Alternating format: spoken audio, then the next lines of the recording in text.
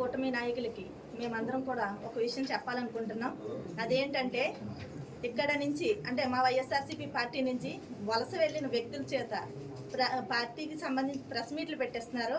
దీన్ని మేము ఎవరు కూడా తీసుకోలేకపోతున్నాం. ఎందుకంటే మా వైఎస్ఆర్సీపీ అధికారంలో ఉన్నప్పుడు ఇక్కడ వాళ్ళు ఇక్కడ అధికారం ఉన్నంత వరకు ఇక్కడ యాక్ట్ చేశారు. మళ్ళీ ఇప్పుడు కూటమి వైపు వెళ్ళి అక్కడ కూడా సేమ్ మళ్ళీ మా పార్టీ మీద ప్రెస్ మీట్లు ఇస్తుంటే మేము వైఎస్ఆర్సీపీ వాళ్ళు మేమందరం కూడా ఏమనుకుంటున్నాం అంటే మాకు చాలా వింతగా అనిపిస్తుంది. ఎందుకంటే ఇక్కడ ఉన్నప్పుడు అటు పక్కకేమో ప్రెస్ మీట్లు వాళ్ళే ఇచ్చారు, ఇప్పుడేమో అటు వెళ్ళి ఇటు మా మీద ప్రెస్ మీట్లు ఇస్తున్నారు. కాబట్టి నియోజకవర్గ కూటమి నాయకులకి మేము ఒక విషయం చెప్తున్నాం. మీ పార్టీలో సీనియర్ నాయకులు కానీ సీనియర్ పదవులు తీసుకున్న వాళ్ళు కానీ ఎవరూ లేరా ప్రెస్ మీట్లు ఇవ్వడానికి? ఇలా వలస వెళ్ళిన వాళ్ళ చేత ప్రెస్ మీట్లు ఇస్తుంటే మేము దాన్ని తీసుకోలేకపోతున్నాం. రెండోది, వాళ్ళు ప్రెస్ మీట్ మా వైఎస్ జగన్మోహన్ రెడ్డి గారు మాజీ ముఖ్యమంత్రి గారి మీద ప్రెస్ మీట్లు ఇస్తున్నారు. వాళ్ళ స్థాయి ఏంటంటే వాళ్ళు ఒక మాజీ మంత్రివర్యని ప్రెస్ మీట్ ఇవ్వడం చాలా మేము తీసుకోలేకపోతున్నాం. ఎందుకంటే వాళ్ళ స్థాయి ఏంటో వాళ్ళు తెలుసుకోలేకపోతున్నారు. వాళ్ళు ఇష్టం వచ్చినట్టు మాట్లాడడం లేదంటే కామెంట్లు చేయడం చేస్తున్నారు. ఇది ఎంతవరకు సమంజసం? ఎందుకంటే వాళ్ళు ఏ పరిస్థితుల్లో ఎవరి మీద కామెంట్లు చేయాలో ముందు తెలుసుకుని వాళ్ళు ప్రవర్తించాలని కోరుకుంటున్నాం. అలాగే మీరు కూటమి ప్రభుత్వం వచ్చిన తర్వాత మీరు నగ్గిన తర్వాత ఇస్తానన్న హామీలనే మేము ప్రజల తరఫున అడుగుతున్నాం. అంతే తప్ప మేము వేటి గురించి కూడా ప్రశ్నించట్లేదు. మీరు ప్రభుత్వంలో వచ్చారు, మీరు ఇస్తానన్న హామీలనే మేము అడుగుతున్నాం. ఆ హామీలన్నీ కూడా మీరు నెరవేర్చే వరకు మేము అయితే కనుక ప్రతిపక్షంలో ఉన్నాం కాబట్టి కంపల్సరీ మేము ప్రతి విషయాన్ని కూడా మేము మిమ్మల్ని ఎండగడుతూనే ఉంటాం. కాబట్టి దానికి సమాధానం ఇవ్వాల్సింది పోయి మీరు మా నాయకుల మీద మా పార్టీ మీద ఎక్కడ ఏ విధంగా లేని ఎన్నో విధాలుగా మీరు కామెంట్లు చేయడం కానీ లేదంటే మా పార్టీని తిట్టడం కానీ మా అధినాయకుని తిట్టడం కానీ ఇలాంటివన్నీ చేస్తున్నారు. కాబట్టి మేమైతే దీన్ని ఎప్పుడూ కూడా ఖండిస్తూనే ఉంటాం. కాబట్టి మీరు ముందుగా మీ కూటమి నాయకుల్లో ఎవరైనా సరే సీనియర్ నాయకులు ఉంటే వాళ్ళ చేత ప్రెస్ మీట్ ఇప్పించండి. ఎందుకంటే మేమైతే కనుక దీన్ని తీసుకోలేకపోతున్నాం. ఎందుకంటే అధికారం ఉన్నప్పుడు ఇక్కడ, అధికారం పోయిన తర్వాత మళ్ళీ అక్కడ అధికారం వస్తే అక్కడి నుంచి మాట్లాడడం, ఇది తప్ప వాళ్ళు చేయగలిగింది ఏమీ లేదు. కాబట్టి మీరందరూ కూడా మా నాయకుని విమర్శిస్తే మాత్రం ఊరుకునేది లేదని ఈ పత్రిక ముఖంగా తెలియజేసుకుంటాం. ఇప్పుడు ప్రజలకు అందరికీ కూడా ఉదయపూర్వకమైనటువంటి నమస్కారాలు తెలియజేస్తూ, మరి ఈ రామచంద్రపురం నియోజకవర్గంలో ఎవరికి తోచినట్లు వాళ్ళు మాట్లాడుతూ ఉన్నారు. ఎందుకు మాట్లాడుతున్నారో అర్థం కావట్లేదు. వాళ్ళ స్థాయిని మర్చి ఏయో కామెంట్లు చేస్తూ ఉన్నారు. వాళ్ళ స్థితిని ఫస్ట్ తెలుసుకోవాలి. ఎవరి ద్వారా ఎవరైతే బాగున్నారో, సర్పంచి పోటీ చేశాడు, ఓడిపోయాడు అతను. మరి అట్లాగే మొన్న ఎమ్మెల్యేకి ఇండిపెండెంట్గా పోటీ చేశాడు, ఏజెంట్లు నమ్ముకున్నాడు అతనికి. మరి అట్లాగే చూసుకున్నట్టయితే మా పేటల్లోకి వెళ్ళి ఎక్కడ చూసినా అంబేద్కర్ బొమ్మల దగ్గరికి వెళ్ళి నిలబడి మాట్లాడతాడో. మరి ఎంతమంది షెడ్యూల్ కులాల వాళ్ళకి ఏ పేటల్లో ఎన్ని అభివృద్ధి పనులు ఈ మంత్రి గారి ద్వారా చేయించాడో మాకైతే తెలియదు. తెలిసి అతను చేసి ఉంటే ఆ మంత్రి గారిని గౌరవించుకుంటూ చెప్పమను, తప్పులేదు అందులో. ఎవరిమైనా అభివృద్ధి చేయాలి, అభివృద్ధి చేసినట్టయితేనే ఉంటుంది. అతను ఆదర్శ అకాడమీ పెట్టాడు, వ్యాపారం చేసుకుంటాడు, అడ్వర్టైజ్మెంట్ చేస్తాడో, ఉచిత కంటి ఆపరేషన్ అంటాడో. హాస్పిటల్లో మరి మీ ఎమ్మెల్యేకి పోటీ చేసినప్పుడు 34 ఓట్లు వచ్చినాయి అతనికి, 54 అంతే. మరి దాన్ని ఎమ్మెల్యేగా భావించేసుకుంటే ఎలాగా? ఏజెంట్లు నమ్ముకున్నాడు అతను తెలియదేనో జాయిన్ అయ్యాడు తెల్లో. మరి ఎప్పుడు జాయిన్ అయ్యాడు మేము ఎలాగో. మరి ఎక్కడ చూసినా ప్రజాసేన అధ్యక్షుడు నేను వస్తాడు, ఎస్సీ ఎస్టీ ఫెడరేషన్ నుంచి అతను తప్పించిన దాని మీద పార్టీ పెట్టుకున్నాడు. ఎక్కడికి వెళ్ళినా ఇదే మాటలు. ఇతను 420 కేసు కట్టారు అతని మీద, 30,000 రూపాయలు డిగ్రీ సర్టిఫికేట్ ఇవ్వలేదని. ఆ 420 కేసులో బెయిల్ ఇబ్బంది తెచ్చాడు, డబ్బులు ఆయన ఇచ్చాడు. వాళ్ళు ఎవరో అతను చెప్పమను, మేము ఎలాగ చెప్పం. పోనీ మేమంటే మరి రాజకీయ అవగాహన లేనోడు, రాజకీయం తెల్దాం. ఈ నియోజకవర్గంలో ఏ పని చేయలేదు.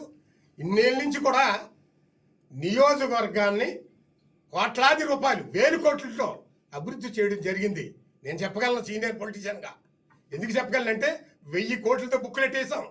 బోస్ గారు మున్సిపాలిటీ నుంచి కానీ, రూరల్ నుంచి కానీ, మండలం నుంచి అన్నీ కూడా ఈవేళ జిల్లా పరిషత్ నుంచి కానీ, ప్రభుత్వం నుంచి కానీ చక్కగా తెచ్చి 200 పైచిలుకు కమ్యూనిటీలు కట్టించిన విధానం. మరి రామచంద్రపురం టౌన్లో మొన్ననే 20 లక్షల ఒకటి 25 లక్షల ఒకటి ఇచ్చారు. ఎక్కడ చూసినా మా పేటల్లో ఎస్సీసీలో అద్భుతమైనటువంటి కమ్యూనిటీలు కట్టినటువంటి అగ్రనాయకుడు పిల్లి సుభాష్ చంద్రబోస్. యువకుడుగా ఇతను అభివృద్ధి చేస్తాడో కుర్రోడు పార్టీ ఇచ్చిందని మేము తిరిగాం తప్ప, అంటే పార్టీకి చేయలేదని తండ్రి పరిపాలన చేస్తాడు, కొడుకులు కోడలు వచ్చి చేసి విధానంలో ఉన్నటువంటి వ్యక్తిత్వం గల కుటుంబం కాదు ఇది. వీళ్ళు రారు అందరిలాగా వచ్చి నేను రాజ్యసభ సభ్యుడు కొడుకుని కోడల్ని అలా చెప్పుకోవడం చేస్తాం వాళ్ళకి బంధువులే లేరు. ఎంతసేపు ప్రజలకు చేసాం కదా, ఎలుగొచ్చేటప్పటికి వచ్చి రోడ్డు మీదకి వచ్చి ఎవరి సమస్య ఉంది అని చేసేటటువంటి మనస్తత్వం. మరి ప్రజలందరూ ఏమైపోతారని 600 కోట్ల రూపాయలతో ఏటుకోట్ల నిర్మాణం చేపట్టామంటే చిన్న విషయం కాదు అది. రాజశేఖర రెడ్డి గుండా చేశారు. అట్లాగే చూసుకో, బైపాస్ రోడ్డు 1 రూపాయి కట్టక్కర్లేదు, 9 కోట్లతో బైపాస్ వేయించాం, మరి మున్సిపాలిటీ కట్టించాం. ఎక్కడికక్కడ అనేకమైనటువంటి అభివృద్ధి కార్యక్రమాలు చేసి ఈ నియోజకవర్గాన్ని అభివృద్ధి పదంలో నడిపించినటువంటి ఏకైక నాయకుడు పిల్లి సుభాష్ చంద్రబోస్. ఆయన వారసుడిగా పార్టీ టికెట్ ఇచ్చింది కాబట్టి ఆయన మొట్టమొదటి మేమందరం చెప్పాం, కార్యకర్తలు అందా ఎవరికి ఇవ్వద్దు బోసు గారు, ఏమైనా సరే మీ అబ్బాయిని మేము నెగ్గించుకుంటామని చెప్పాం. తప్పు జరిగింది, ఆ తప్పుకి శిక్ష అనిపించారు కార్యకర్తలు. ఈవేళ వచ్చి ఎవరో మాట్లాడక్కర్లేదు, ఎవడు ఎప్పటి వరకు ఎక్కడ పార్టీలో ఉన్నారో వాళ్ళని కూడా తెలుసుకోమను. ఎక్కడి నుంచి వచ్చారో, ఎక్కడ మీ పుట్టుదలో వచ్చి మీరు ఎక్కడికి వచ్చారో ఆలోచించాలి. నీ కుల మీటింగ్ పెట్టినప్పుడు ఎవరు ఆ మీటింగ్ని సక్సెస్ చేశారో మనసులో ఎట్టుకుని మాట్లాడమనండి. మేము వేరే కులం, షెడ్యూల్ కాస్ట్ మేము, అయినా సరే ఆ చెట్టుబల్లి మీటింగు సక్సెస్ అవ్వడానికి ఎంతమంది కార్లు తీసుకుని ఎంతమంది జనం తెల్లామో ఆయనకి తెలుసది.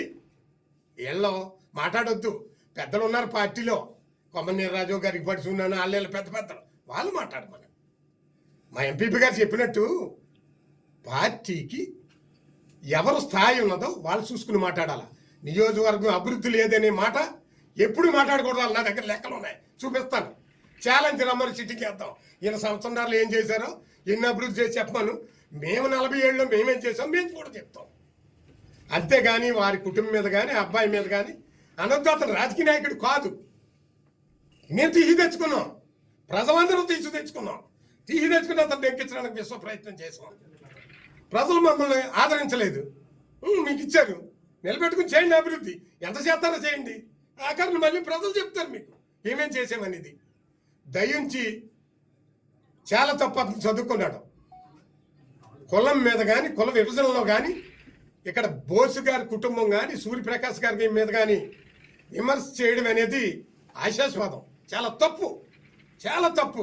మన కూడా తిరిగి పోలీసులు కేసులు పెడితే కూడా మహానుభావులు డబ్బులు ఇచ్చి పంపారు. ఇలా ఆ జీతం డబ్బులు రాజేసి ఇచ్చాడు ఆయన. ఆ వేళ ఎవరికి చెప్పుకుంటామండి ఇట్లా? ఇది చాలా తప్పు.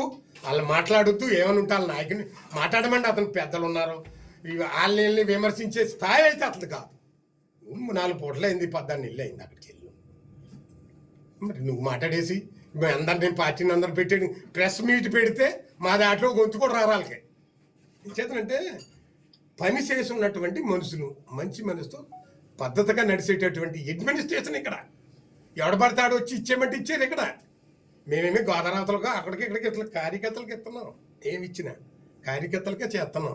అభివృద్ధి కూడా అట్లా జరుగుతూ ఉంటాయి అంతే తప్ప కానీ ఎవరిలో మేము విమర్శించాలి, ఎవరు చేయండి. మా నాయకత్వాన్ని, మా నాయకుల్ని, మా పార్టీని విమర్శించే స్థాయి అంత కాదని ఈ సందర్భంగా తెలియజేయచ్చు. మరి అవకాశం ఇచ్చి మీ అందరికీ కూడా నా ఉదయపూర్వక నమస్కారాలు తెలియజేస్తూ ఉన్నాను.